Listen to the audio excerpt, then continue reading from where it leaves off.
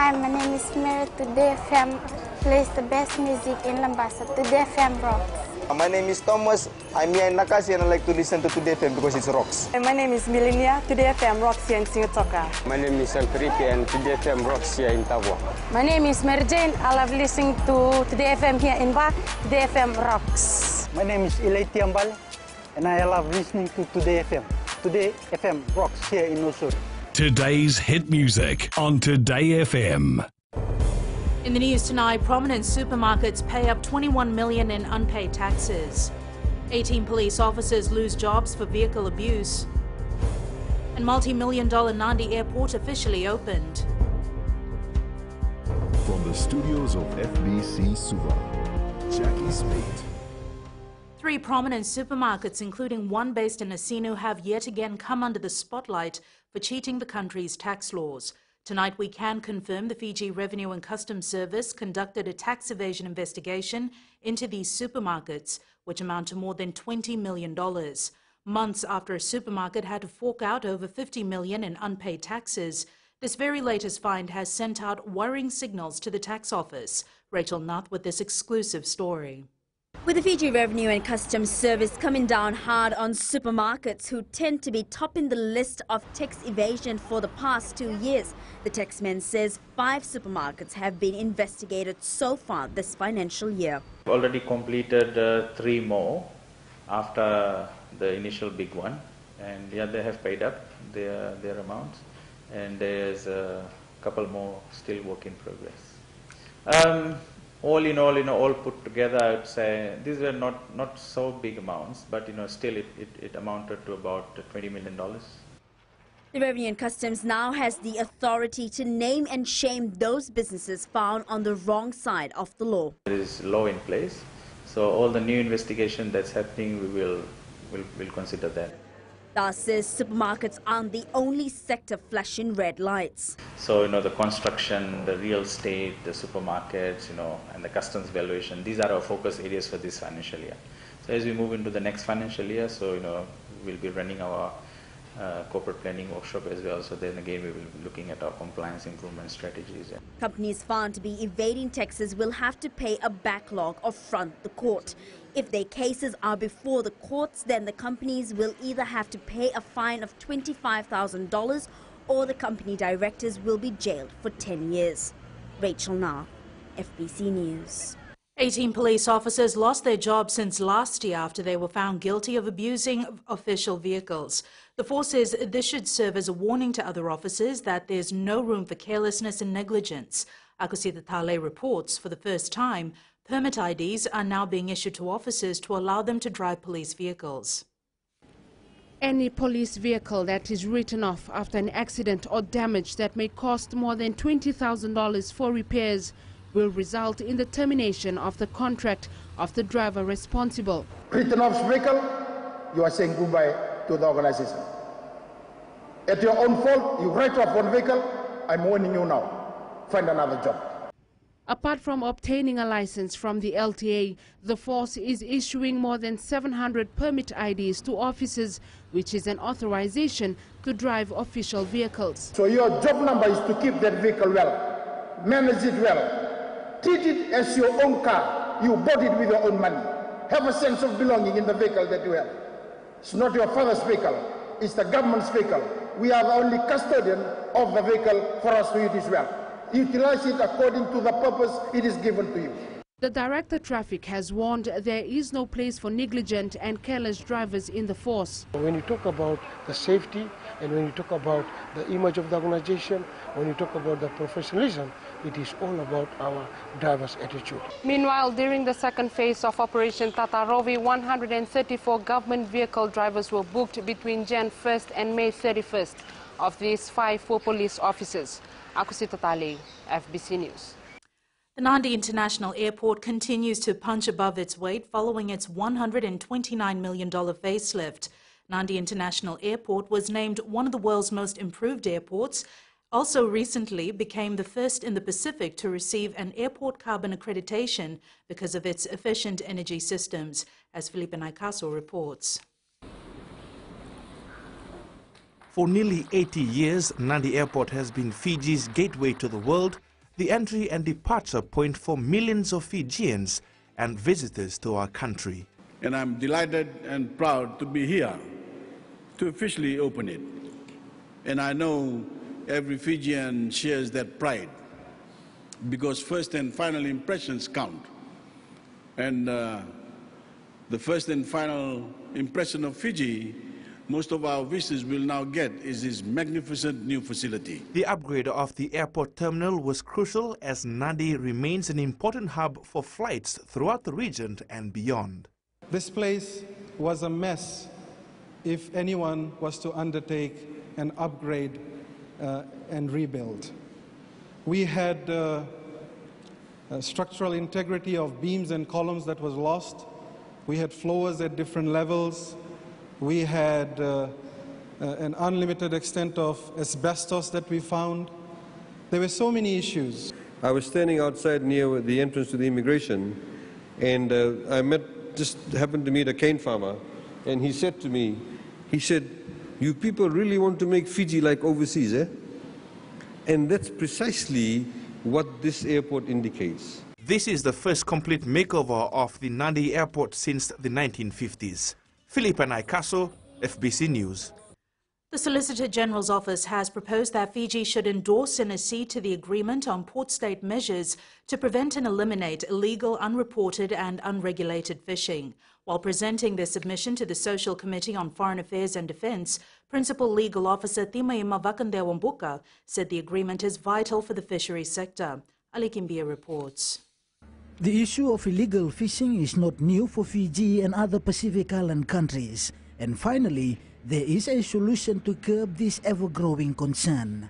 Once we improve our efforts in port-state measures, IUU fishing will be combated. IUU fishing in Fiji and in the region is quite a huge issue. The implementation of the port-state measures will not be difficult for Fiji, as our various fisheries laws have already set high standards. In the Pacific, our fisheries laws are at a very high standard compared to other regions. So it will not be difficult for us as a country to implement the requirements and the obligations under the port-state measures because we have been reviewing our laws. Committee member Rokini Vilame Kiliraki is calling on relevant stakeholders to work collectively. Whether there's any directions towards harmonizing all these institutions in terms of the laws. The fishing industry exports up to $400 million worth of fish products annually, contributing around 2.9% to GDP. The illegal fishermen are robbing the small Pacific Island nations of its development opportunities, as it reduces revenue, undermines investment and employment opportunities, and also threatens the sustainability of fish stocks. Ali Kimbia, FBC News. The Fijian Elections Office is expected to release a list of provisional registered voters from tomorrow.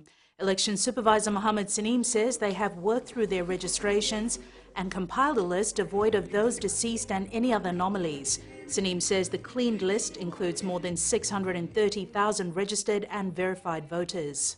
The Fijian Elections Office is about to conclude the adjudication exercise on the voter data as at 31st of May 2018. And we are anticipating to be able to release some provisional numbers by tomorrow for use by political parties and other stakeholders. Still to come, RKS principal facing assault charges bailed. And Taveuni youths rebuild lives following TC Winston. Stay with us.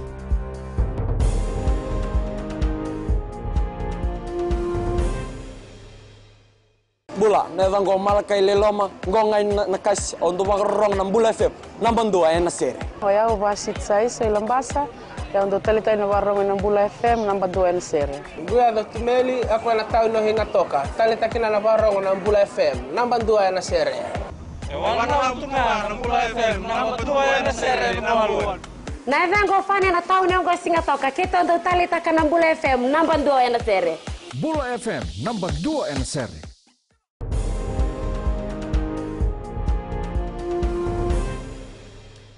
The principal of Ratu Kandavu Level School appeared at the Nausori Magistrates Court this afternoon. Penny Senikarawa is charged with 4 counts of assault causing actual bodily harm. It is alleged that on February 14th, Senikarawa assaulted 4 students at the school. The court has issued a stop departure against him, and he has been told not to re-offend or interfere with the witnesses. He has been granted bail for $1,000 with 2 sureties. The defense counsel mentioned in court that they have all the disclosures except the statement of the principal's wife, which he will need for this case. The case will be recalled on the 25th of this month for plea. The defense counsel for a former pilot facing a murder charge said during his closing submission today that police were more concerned about getting a confession rather than getting evidence in relation to the incident. Both the prosecution and the defense closed their case in the High Court today. Pranita Prakash reports. The lawyer for Imshad Isdal Ali, while addressing the assessors, said his client was subjected to torture, abuse and assault during 3 days in police custody. It's alleged that on November 3, 2009, Ali murdered his de facto partner, Rajeshni Sharma, at her residence on Rewa Street in Samambula. The prosecution is alleging that on 1st November from 9 p.m. to 11 p.m, Ali and Sharma had an argument and then Ali struck her with an iron rod.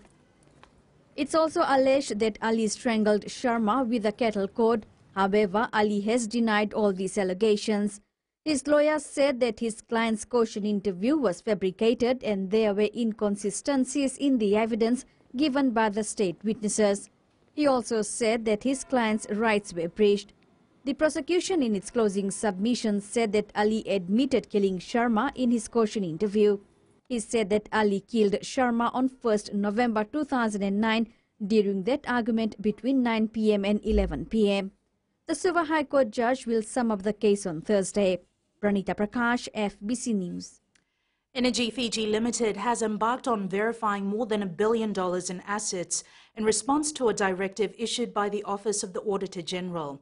Before the Parliamentary Standing Committee on Public Accounts, EFL's acting chief executive Bobby Naimawi explained that given their large asset base, the issue has been an exhaustive exercise, which they began in 2016.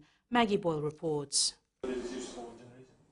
As one of the biggest companies in Fiji, the EFL's accounts are always under the spotlight. In the year 2015, our total asset base was about 1.3 billion. And obviously, because our asset is fiscally feasible, bulk of it in terms of the the asset itself. For example, like out of that 1.3 billion, about 600 million of that is associated with dams. Today, before PAC, a number of issues were clarified in the 2015 audit report on state-owned entities and statutory authorities. Generation is, you mentioned, associated with Monasangu and Bariwatu hydro schemes. What are those assets in this? Now we try to capture every aspect of that asset. So we have done that for Nandariwatu, but unfortunately, Monasabu, when it was built those days, they just put Monasabu into one category of asset. It is used to generate the units of electricity. You correct, sir. We pay water royalty to the landowners for every water that is converted to energy. While the EFL noted that they had yet to complete their assets tagging on leased land, the OAG pressed for further reviews. EFL maintaining that while it was taking some time to verify their assets registry, a plan was in place to ensure they complied with the OAG requirements. Maggie Boyle, FBC News. The rebuilding of lives following the devastation caused by TC Winston continues 2 years after the Category 5 cyclone hit the country. For a village in Taviuni, recovery has been slow, that the youths are taking matters into their own hands to restore their community. Eleanor Tarangaivu has the story. Driven by the will to rebuild their lives and livelihoods following the damage caused by Tropical Cyclone Winston in their village in 2016, the Alavata Youth Group in Nakorwo, Wuna, Taviuni decided to start a farming project. We had 500 Yangona plants before TC Winston, but it was all destroyed. So we plan to start a farming project and begin with Andalo Farm. A $7,000 assistance from the Ministry of Youth and Sports through farming implements got the farming project off the ground. 25 village youths got together to execute the plan. The assistance enabled us to plant our Dalo and also Yangona. We are grateful to them for making this a reality for us. We are reaping the benefits. Today, the youth group has a 20-acre Ndalo and Yangona farm. This month, the group aims to harvest a few tons of Ndalo for export, their second sale just within a year. We decided to start with Ndalo farming. We thought it will not only help us to restore our village and livelihoods, but also help develop and turn around the lives of youths. The youth group plans to continue to expand their farm from the current 20 acres, and they're also looking to undertake other village projects. Eleanor Turangaibiu, FBC News. In sports later with Jamie, Queensland loses fullback ahead of Origin clash. But up next is Rachel with business. Thanks, Jackie. Good evening, and coming up after the break. Modernised airport facility to support tourism industry. And in growing Fiji, over 100 households to benefit from new water project. Stay with us.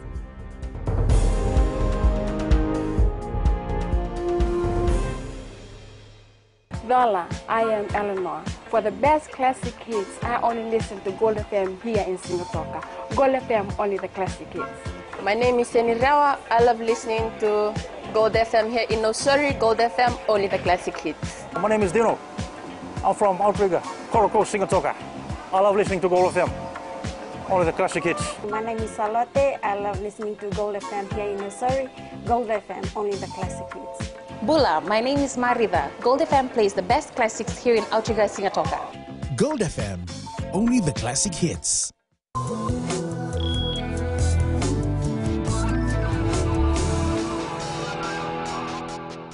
In business tonight, the newly renovated Nadi International Airport is expected to further support plans to grow the tourism sector to a $2.2 billion industry by 2021. Planning has been critical to ensure that the transition of tourists from airport to hotels and resorts around Fiji are smooth. Last year, passengers arrived at the airport surpassed the 2 million even during the upgrading works. It's easy, it's stress-free, and immediately says to those who visit our country that they are in Fiji, a place where happiness finds you, now even more quickly than before. That experience means a great deal for our tourist operators. And we now join Rocco from HFC Bank with the latest from the money market. Thank you. In the March quarter, Australian government spending on operational items rose 1.6%. Investment in assets by government and public enterprises slipped 2% to Australian $22.26 billion, making only a small addition to economic growth. This will feed into the gross domestic product data, which will be released tomorrow following the Reserve Bank of Australia's policy decision today. The central bank is widely expected to keep its benchmark interest rate steady at 1.5%. On Wall Street, a take-the-risk mood prevailed as traders decided to take a break from geopolitical worries and instead focus on major economic events. U.S. factory orders for April came below estimates at -0.8% versus the -0.5% forecast. Meanwhile, European markets were mostly upbeat, supported by signs of stability in Italian politics. And that's all from me today. Vinaka. Thanks, Rocco. Taking a look at today's currency exchange rate set this morning for the Fijian dollar. Our dollar was generally on the rise today, gaining against 5 of the currencies we cover and dropping against the Australian and New Zealand dollar. As for the commodities market, prices were moderately active, with oil dropping at $65 a barrel. Gold dropped slightly to $1,291 an ounce, and silver rose to close at $16.40 an ounce.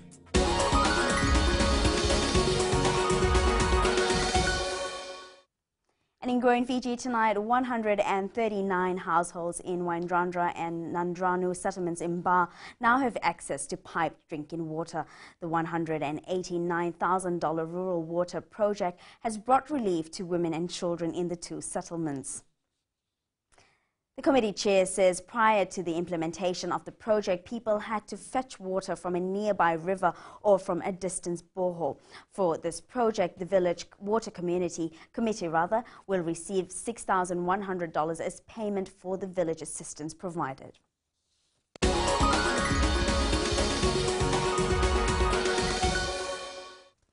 And that's business for tonight. Jamie joins you now with the latest in sports. Thanks, Rachel, and good evening. Ahead in sports, Prime Minister calls on more fan support for Paris tournament. And new champions crowned at South Pacific Bowling Carnival. This and more coming up.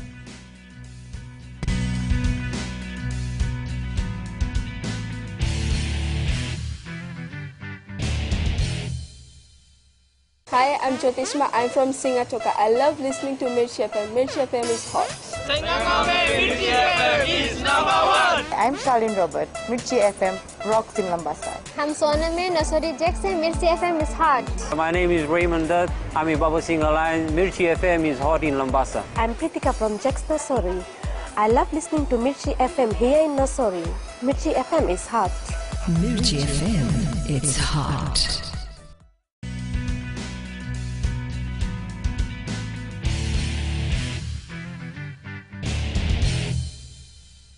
European club rugby stars Leone Nakarawa and Veronique Ngoneva are encouraging their younger teammates to take full advantage of the mid-season test matches.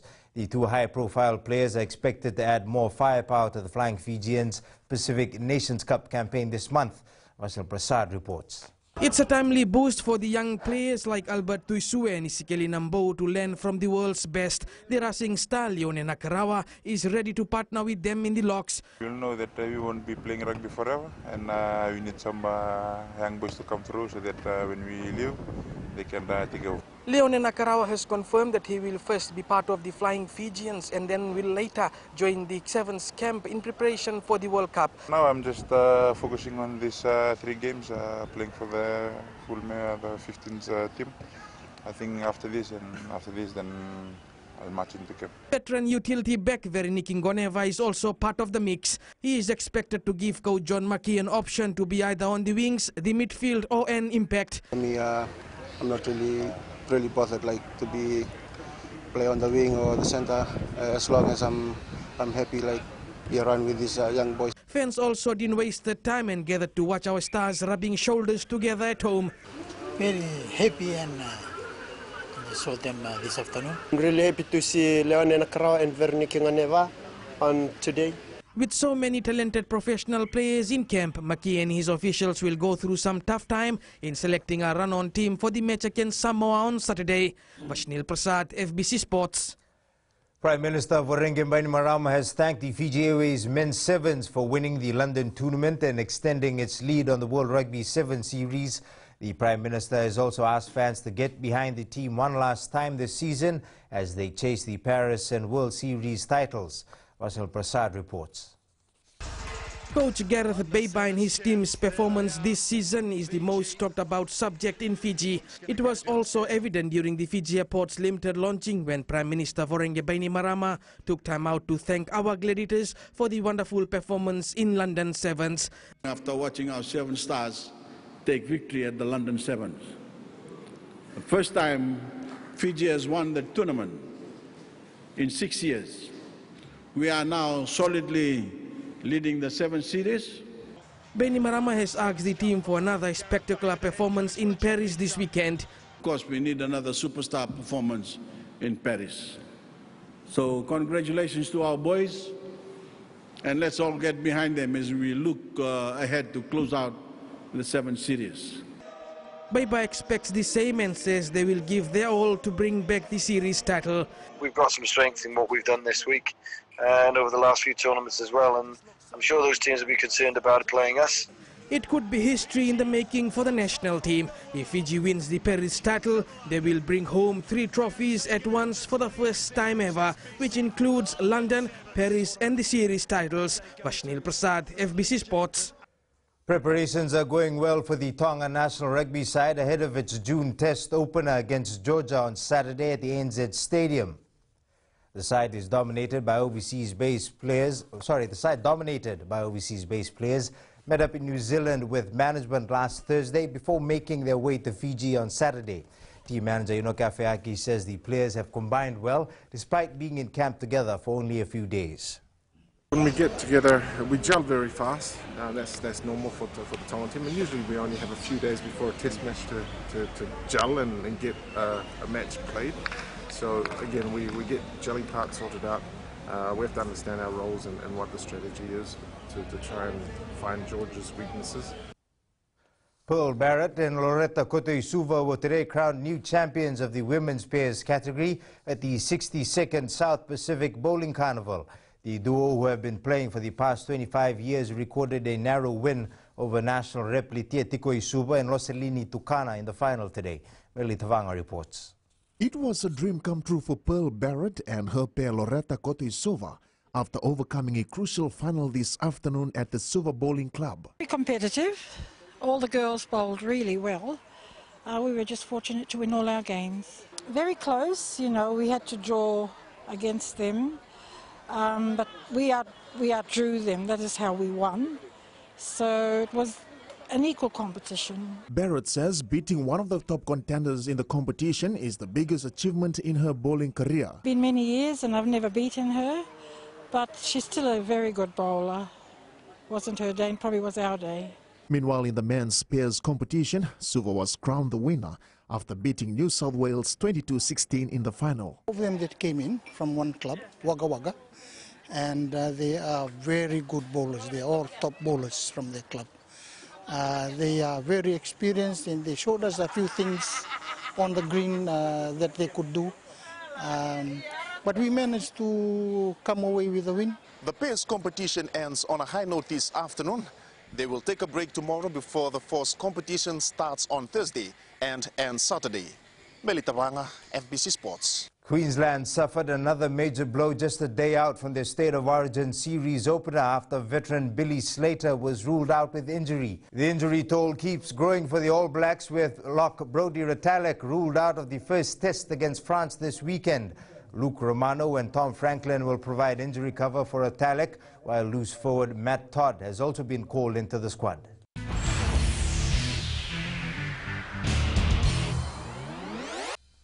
After qualifying third, cyclist Dani Seagrave pulled off a storming run to win the UCI Mountain Bike World Cup in Fort William in Scotland by 8 seconds. She finished the spectacular race in 5 minutes and 19 seconds.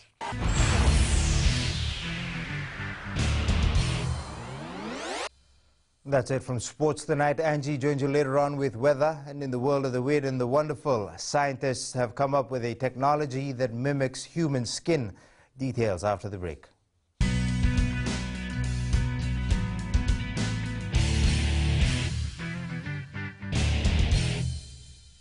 Narang gole senya, awama kita kenakas, dorong-dorong bina kape, on radio Fijuan, nandong ibit. Ayaw benyana, ito barong on radio Fijuan, nandong ibisi, hindi natoka. Guado ilaisa ingatoka, rong-rong bina na heramakawa ina radio Fijuan ingatoka. Radio Fijuan, Nondomoy Viti.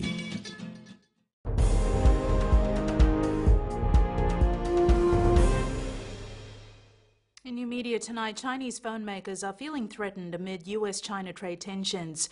ZTE was barred from buying parts and software from American companies last month. The ban could be detrimental for the phone maker, as it would lose access to the world's most used mobile operating system, Android. And it's weather time now with Angie.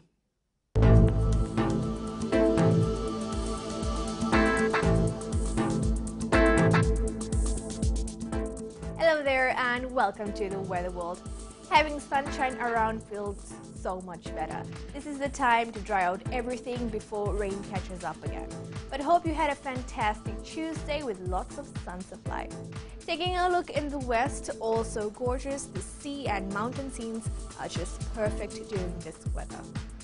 Eastwards from Pack Harbour to Suva, a humid day throughout with few light showers expected overnight.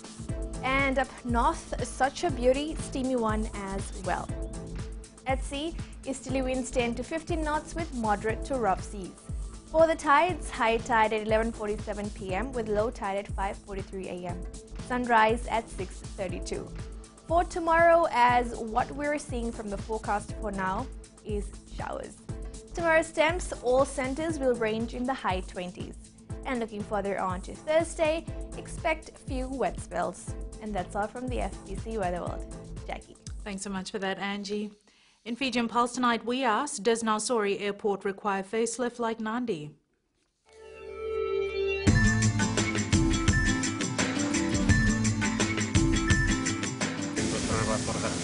I believe Nausori Airport should be developed as well, because if they can do it to Nadi, they should also do it to Nausori to boost the economic activity in the area.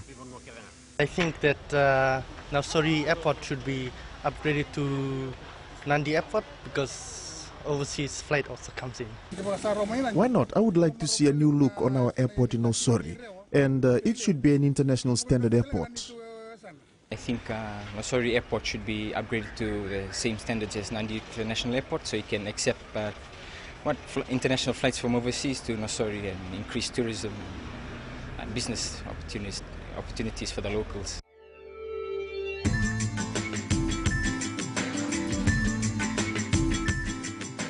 In the world of the weird and the wonderful, electronic skin, or e-skin, is a material that actually mimics the function of human skin.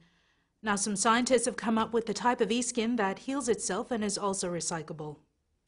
Recapping the main stories for tonight, prominent supermarkets pay up $21 million in unpaid taxes. 18 police officers lose jobs for vehicle abuse. And multi-million-dollar Nadi Airport officially opened. Now for these stories and others, you can tune in daily to our sister radio station Gold FM. To our poll question segment, this week we're asking, do you think more should be done to develop the Fijian fashion industry? Visit our FBC website to answer. Before we go, our shot of the day, a picture that's gone viral on Facebook since last night. Someone's beautiful ride in Singatoka town with no parking problems.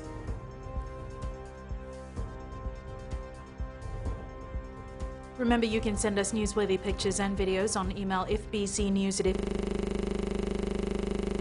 our Facebook page FBC News. You can also follow and tweet us your news tips at FBC_news or simply hashtag FBC News. That was your FBC News for tonight. From the team and I, stay safe. Good night.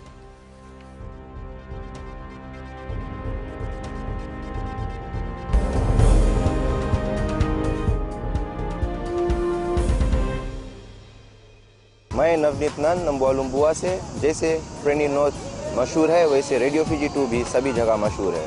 Radio Fiji 2 देश की धड़कन। सीमा नकाशी से मैं radio Fiji 2 पसंद करती हूँ सुनने के लिए। रेडियो फीजी 2 देश की धड़कन।